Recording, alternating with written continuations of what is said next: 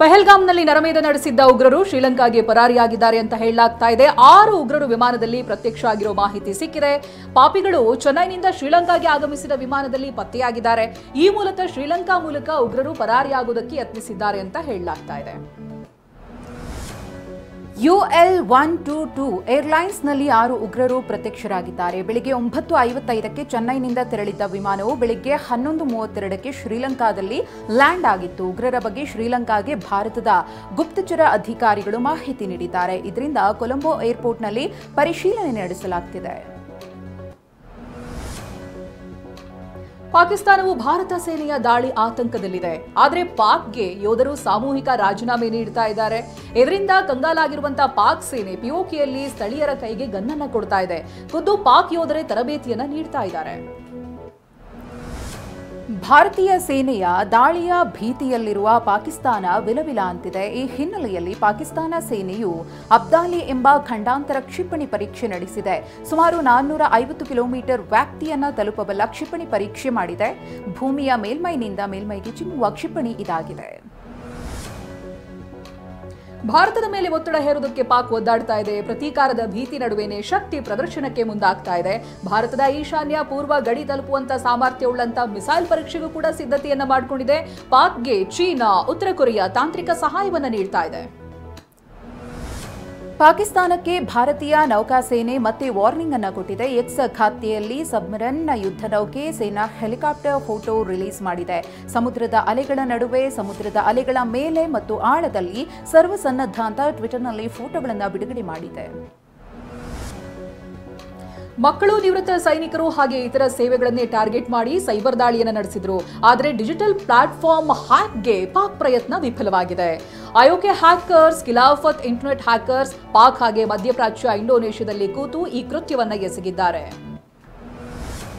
ರಾತ್ರೋರಾತ್ರಿ ತುರ್ತು ಮಾಧ್ಯಮಗೋಷ್ಠಿ ನಡೆಸಿ ಭಾರತ ದಾಳಿ ನಡೆಸುತ್ತೆ ಎಂಬ ಹೇಳಿಕೆಯನ್ನ ಕೊಟ್ಟಿದ್ದ ಪಾಕಿಸ್ತಾನ ಸಚಿವ ಅತಾವುಲ್ಲಾ ತಾರರ್ ಟ್ವಿಟರ್ಗೆ ನಿರ್ಬಂಧವನ್ನ ಹೇರಲಾಗಿದೆ. ಕಳೆದ ಬುಧವಾರ ಸುದ್ದಿಗೋಷ್ಠಿ ನಡೆಸಿದ್ದ ತಾರರ್ ಮುಂದಿನ 24 ಅಥವಾ 36 ತಾಸುಗಳಲ್ಲಿ ಭಾರತದ ಮಿಲಿಟರಿ ದಾಳಿಯಾಗುತ್ತೆ, ಪಾಕಿಸ್ತಾನಕ್ಕೆ ವಿಶ್ವಾಸಾರ್ಹ ಗುಪ್ತಚರ ಮಾಹಿತಿ ಲಭ್ಯವಾಗಿದೆ ಅಂತ ಹೇಳಿದ್ರು.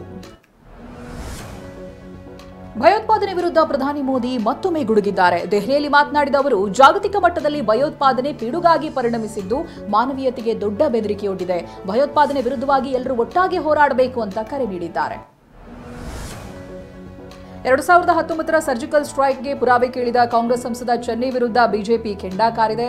ಚನ್ನಿ ಹೇಳಿಕೆ ಸೇನಾಪಡೆಯನ್ನ ದುರ್ಬಲಗೊಳಿಸುವಂತ ಪ್ರಯತ್ನವಾಗಿದೆ. ಸಾಕ್ಷ್ಯ ನೋಡಬೇಕಾದ್ರೆ ರಾಹುಲ್ ಗಾಂಧಿ ಜೊತೆ ಪಾಕಿಸ್ತಾನಕ್ಕೆ ಹೋಗಿ ಅಂತ ದೆಹಲಿ ಸಚಿವ ಮಜಿಂದಾರ್ ಸಿಂಗ್ ಸಿರ್ಸಾ ತಿರುಗೇಟನ್ನ ನೀಡಿದ್ದಾರೆ.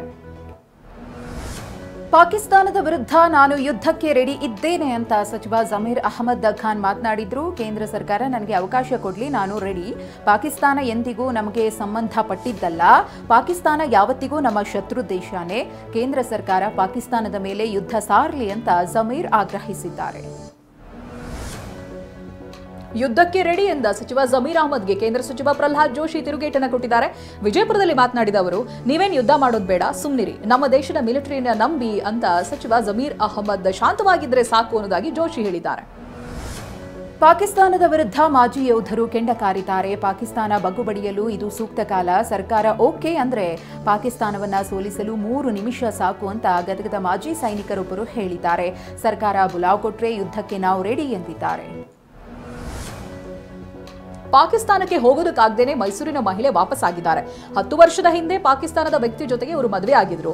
ಪಾಕ್ನಲ್ಲಿದ್ದಾಗಲೇ ದಂಪತಿಗೆ 3 ಮಕ್ಕಳು ಕೂಡ ಇದ್ರು. ಕೆಲ ವರ್ಷಗಳ ಹಿಂದೆ ಮಹಿಳೆ ಭಾರತಕ್ಕೆ ವಾಪಸ್ ಆಗಿದ್ರು.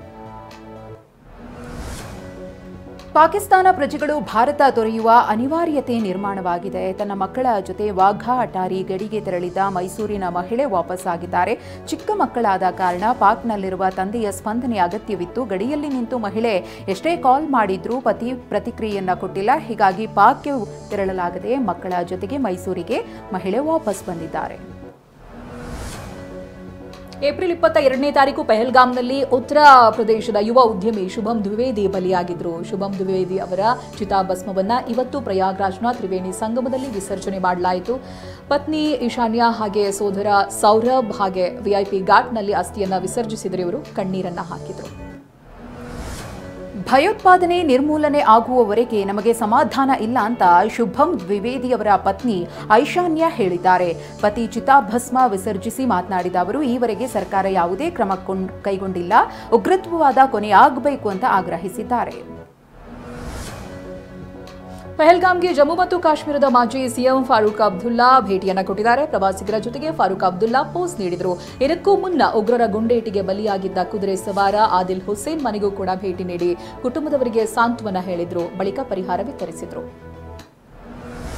ಪಹಲ್ಗಾಮ್ ನರಮೇಧ ಕರಿ ನೆರಳ ನಡುವೆಯೇ ಜಮ್ಮು ಮತ್ತು ಕಾಶ್ಮೀರಕ್ಕೆ ಪ್ರವಾಸಿಗರು ಬರ್ತಾ ಇದ್ದಾರೆ. ಪರಿಸ್ಥಿತಿ ಚೆನ್ನಾಗಿದ್ದು ಪ್ರವಾಸಿಗರು ಆತಂಕ ವ್ಯಕ್ತಪಡಿಸುವ ಅಗತ್ಯವಿಲ್ಲ ಅಂತ ಹೈದರಾಬಾದ್ ಪ್ರವಾಸಿ ಅಬ್ದುಲ್ ವಾಹಿದ್ ಹೇಳಿದ್ದಾರೆ. ಕುಟುಂಬ ಸಮೇತ ಆಗಮಿಸಿ ಪ್ರವಾಸೋದ್ಯಮವನ್ನು ಪ್ರೋತ್ಸಾಹಿಸಬೇಕು ಅಂತ ಮನವಿ ಮಾಡಿಕೊಂಡಿದ್ದಾರೆ.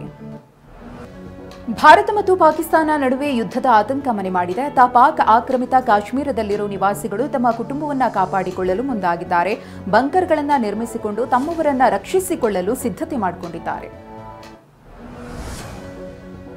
ಜಮ್ಮು ಮತ್ತು ಕಾಶ್ಮೀರದ 10 ಮಂದಿ ಬೆಂದರ್ ಪಟ್ಟಣಕ್ಕೆ ವಾಪಸ್ ಆಗಿದ್ದಾರೆ. ಪಾಕ್ ಪ್ರಜೆಗಳ ವೀಸಾ ರದ್ದಾಗಿದ್ದರಿಂದ ಇವರನ್ನ ಗಡಿಪಾರ್ ಮಾಡೋದಕ್ಕೆ ಸರ್ಕಾರ ಮುಂದಾಗಿತ್ತು. ಪಂಜಾಬ್ನ ಅಟ್ಟಾರಿ ವಾಘಾ ಗಡಿಗೆ 10 ಮಂದಿಯನ್ನ ಕರೆತರಲಾಗಿತ್ತು ಕೂಡ, ಆದರೆ ಗಡಿಪಾರಿಗೆ ಜಮ್ಮು ಮತ್ತು ಕಾಶ್ಮೀರ ಹೈಕೋರ್ಟ್ ತಡೆ ನೀಡಿತ್ತು.